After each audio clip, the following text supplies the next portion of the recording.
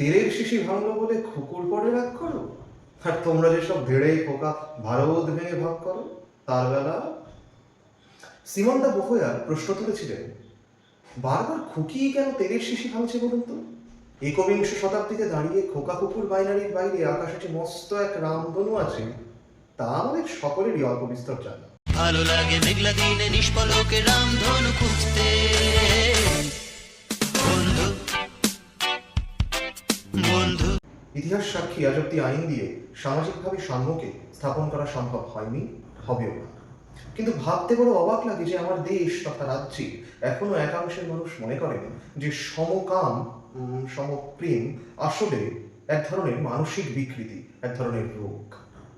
তাই অর্ধনারীশ্বর বলতে পুরুষাঙ্গের নারীটিকে পাড়ার জেঠি বা কাকুরা, অমুকের মেয়ে, ওই তুষুরের বাসায় কি প্যান্ট খুলেছিল, এইসব আইডেন্টিফিকেশনে বুঝবেন সেটাই স্বাভাবিক।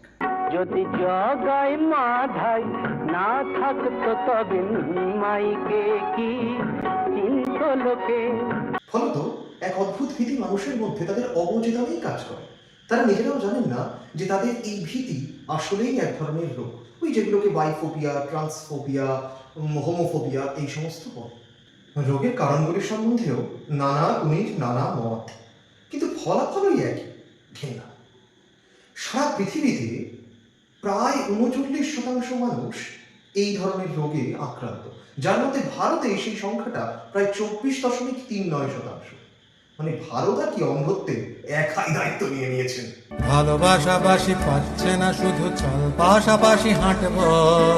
প্রসঙ্গত উল্লেখ্য, আপনি যাদের ঘেন্না করবেন আবার তাদের থেকেই প্রিয় মানুষটার জন্য 16 আনা দাবি করে বসবেন, সেই দ্বিচারিতাটা কি মানা যায়? পার্কে, ট্রামে, ট্রেনে, বাসে যাদেরকে আপনি ওই হিজড়া বলে ডাকেন, সেটা কিন্তু তাদের কমিউনিটির নাম নয়, ওটা কিন্তু একটা পেশার নাম, এবং যেটি ভারতের অন্যতম একটি প্রাচীন পেশাও বটে। হ্যাঁ, বেকারত্বের বাজারে অনেকেই ফেক, তবে তাই দিয়ে আবার গোটা কমিউনিটিটাকে বিচার করতে বসবেন না যেন। বেশ, তাহলে আজকের মতো এটুকুই। কমেন্ট বক্স খোলা রইল আপনাদের জন্য। ভালো থাকবেন, শুভরাত্রি, টাটা। बैठे काकिनी पोहा